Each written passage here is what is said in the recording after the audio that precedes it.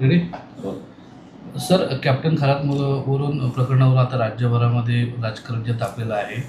महिला राज्य आयोगाच्या अध्यक्ष रुपाली चाकणकर यांना राजीनामा द्यावा लागला आहे. तुम्ही सुद्धा ह्या सगळ्या प्रकरणावरती लक्ष ठेवून होतात. काय नेमकं वाटते, काय प्रतिक्रिया?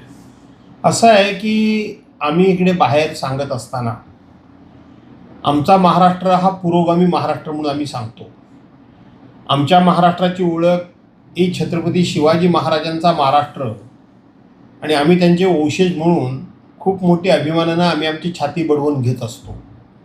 एका बाजूला विधिमंडळामध्ये आपण सर्वांनी अंधश्रद्धा निर्मूलनाचे कायदे करतो आणि दुसऱ्या बाजूला या महाराष्ट्रामध्ये काय सुरू तरी काय आहे याचा अतिशय गांभीर्याने विचार करण्याची गरज आहे.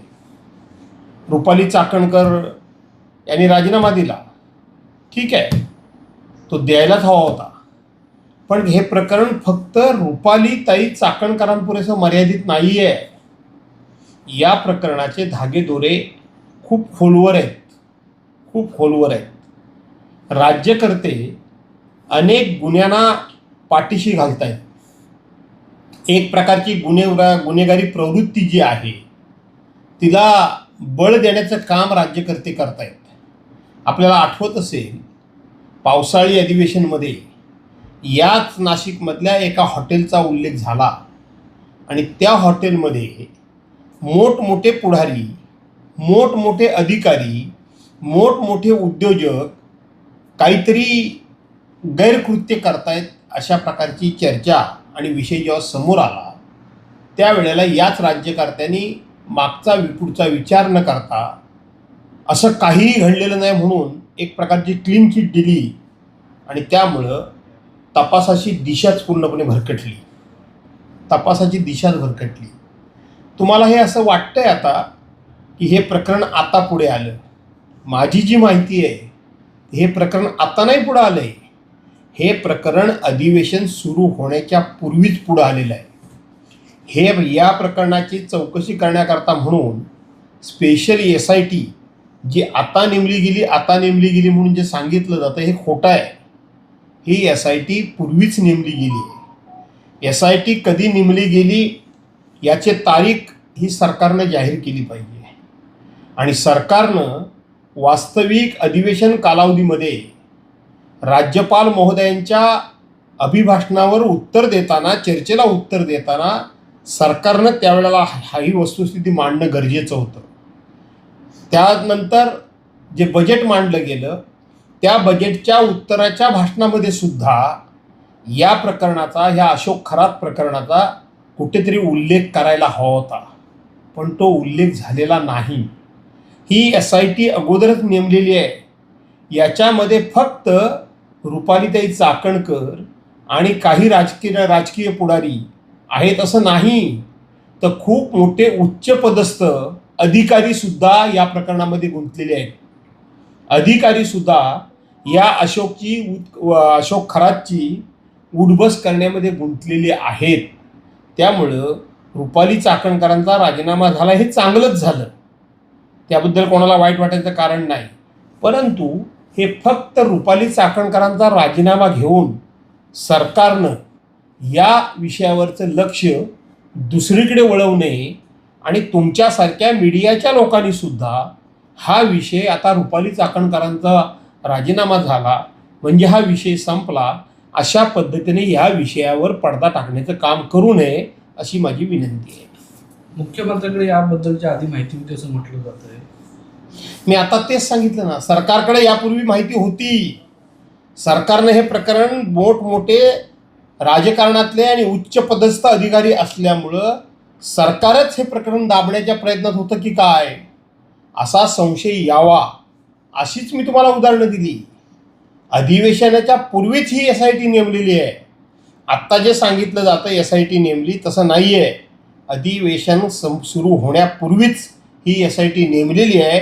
याचा अर्थ हे प्रकरण सरकारला अगोदरच माहिती होतं, पण नेहमीप्रमाणे याच्यामध्ये आपले लोक असल्यामुळं, निम्म जवळजवळ मंत्रिमंडळ असल्यामुळं, शब्दशः निम्म नसलं तरी बरेचसे मंत्री त्याच्यामध्ये असल्यामुळं मला असं वाटतं की सरकारला हे प्रकरण बाहेर येऊच द्यायचं नव्हतं. परंतु एका पत्रकारामुळं आणि एका पीडित महिला भगिनीमुळं ते प्रकरण पुढं आलं, म्हणून किमान आता ह्या प्रकरणामध्ये बद्दल चर्चा तरी होते, न पेक्षा सरकारनं हे प्रकरण पूर्णपणे मला वाटतं दाबून टाकलं असतं. शिवनिका जी संस्था आहे त्या खराताची, यांच्या संस्थेला जे पाणी दिलं त्याला महाविकास आघाडीने त्या संपूर्ण तो GR काढला होता असं आता समोर येतं. नाही, मी सांगितलं ना, त्यांची जी संस्था आहे किंवा त्यांनी जे बांधलेलं मंदिर आहे त्या ठिकाणी ज्या सोयीसुविधा मिळाल्या, त्या सोयीसुविधा मिळाल्या ह्या फक्त आणि फक्त पुढाऱ्यांमुळे मिळाल्या असं नाही. फक्त आणि फक्त आपण प्रत्येक वेळी पुढाऱ्यांच्यावर आरोप करतो, त्यांना टार्गेट करतो, मी राजकारणातला आहे म्हणून मी त्यांची बाजू घेतो अशातला भाग नाही. पण या सगळ्या प्रकरणामध्ये उच्च पदस्थ अधिकारी सुद्धा आहेत, खूप मोठे पोलीस अधिकारी सुद्धा ह्या प्रकरणामध्ये आहेत, IAS IPS ऑफिसर सुद्धा या प्रकरणामध्ये गुंतलेले आहेत. राजकारणी तर आहेतच, व्यावसायिक तर आहेतच, पण त्याचबरोबर ज्यांच्यावर प्रत्येक वेळी आपण भरोसा टाकतो आणि विश्वास ठेवतो की आता पोलीस चौकशी करतायत आणि पोलिसांच्यावर इकडून दबाव आला तिकडून दबाव आला तरी पोलीस ऐकले नाहीत, पोलिसांनी त्याला कशा पद्धतीनं ट्रॅप केला आणि पकडलं वगैरे, हे काय अतिरंजित गोष्टी सांगितल्या जातात. पोलिसांना हे प्रकरण माहीत नव्हतं का? पोलिसांना हे प्रकरण माहितीच होतं, पण त्याच्यामध्ये मोठमोठे पोलीस अधिकारी सुद्धा गुंतलेले असल्यामुळं हे प्रकरण बाहेरच येत नव्हतं.